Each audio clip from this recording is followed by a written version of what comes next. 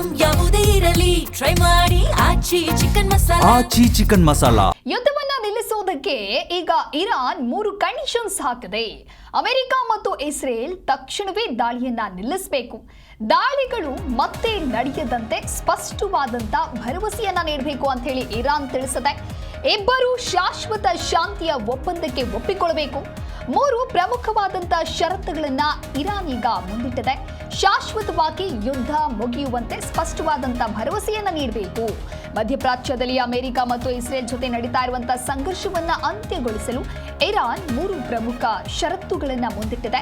ಈ ಕುರಿತು ಇರಾನ್ ಸರ್ಕಾರದ ಅಧಿಕಾರಿಗಳು ಸ್ಪಷ್ಟನೆಯನ್ನ ನೀಡಿದ್ದು, ಈ ಷರತ್ತುಗಳನ್ನ ಪಾಲಿಸಿದ್ರೆ ಮಾತ್ರ ಯುದ್ಧ ನಿಲ್ಲಿಸೋದ್ರ ಕುರಿತಂತೆ ಚರ್ಚೆ ಮಾಡೋದಕ್ಕೆ ನಾವು ಸಿದ್ಧರಿದ್ದೇವೆ ಅಂತ ಹೇಳಿ ಇರಾನ್ ತಿಳಿಸಿದೆ. ಇತ್ತೀಚಿನ ದಾಳಿಗಳ ನಂತರ ಈ ಯುದ್ಧ ಮತ್ತಷ್ಟು ತೀವ್ರಗೊಂಡಿದೆ. ಹಲವು ಪ್ರದೇಶಗಳಲ್ಲಿ ಕ್ಷಿಪಣಿ ಹಾಗೂ ಡ್ರೋನ್ ದಾಳಿಗಳು ನಡೀತಾ ಇದ್ದು, ಮಧ್ಯಪ್ರಾಚ್ಯದಲ್ಲಿ ಒಂದು ರೀತಿ ಉದ್ವಿಗ್ನವಾದಂತಹ ಪರಿಸ್ಥಿತಿ ನಿರ್ಮಾಣವಾಗಿದೆ.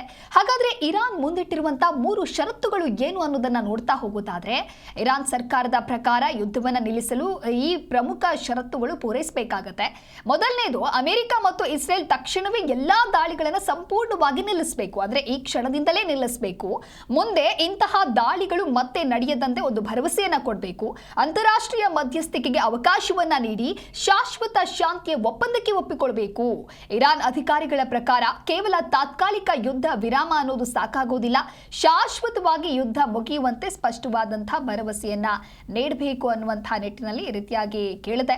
ಕಳೆದ ಕೆಲವು ದಿನಗಳಿಂದ ಇರಾನ್ ಮೇಲೆ ಅಮೆರಿಕ ನಡೆಸ್ತಾ ಇರುವಂತಹ ಭೀಕರ ವೈಮಾನಿಕ ದಾಳಿಗಳ ಬೆನ್ನಲ್ಲೇ ಪಶ್ಚಿಮ ಏಷ್ಯಾದಲ್ಲಿ ಯುದ್ಧದ ಕಾರ್ಮೋಡ ತಿಳಿಯಾಗುವಂತ ಲಕ್ಷಣಗಳು ಇದೀಗ ಕಂಡು ಬರ್ತಾ ಇವೆ. ಅಮೆರಿಕದೊಂದಿಗೆ ಸಂಘರ್ಷವನ್ನ ಅಂತ್ಯಗೊಳಿಸಲು ಇರಾನ್ ಸಮ್ಮತಿಯನ್ನ ಸೂಚಿಸಿರುವುದು ನಿಜ. ಆದ್ರೆ ಇದಕ್ಕೆ ಡೊನಾಲ್ಡ್ ಟ್ರಂಪ್ ಸರ್ಕಾರದ ಮುಂದೆ 3 ಕಠಿಣವಾದಂತಹ ಷರತ್ತುಗಳನ್ನು ವಿಧಿಸಿದೆ. ಇರಾನ್ನ ಈ ಅನಿರೀಕ್ಷಿತ ಡಿಮ್ಯಾಂಡಿನ ಚೆಂಡು ಶ್ವೇತಭವನದ ಅಂಗಳಕ್ಕೂ ಬಿದ್ದಿದೆ.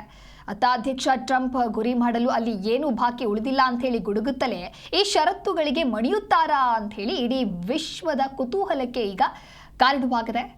ಒಂದು ವೇಳೆ ಈ ಮಾತುಕತೆ ಏನಾದರೂ ವಿಫಲವಾದರೆ ಮುಂದಿನ ಭೀಕರವಾದಂತಹ ಪರಿಣಾಮಗಳು ಏನು ಅನ್ನುವಂಥ ಆತಂಕ ಕೂಡ ಎದುರಾಗಿದೆ.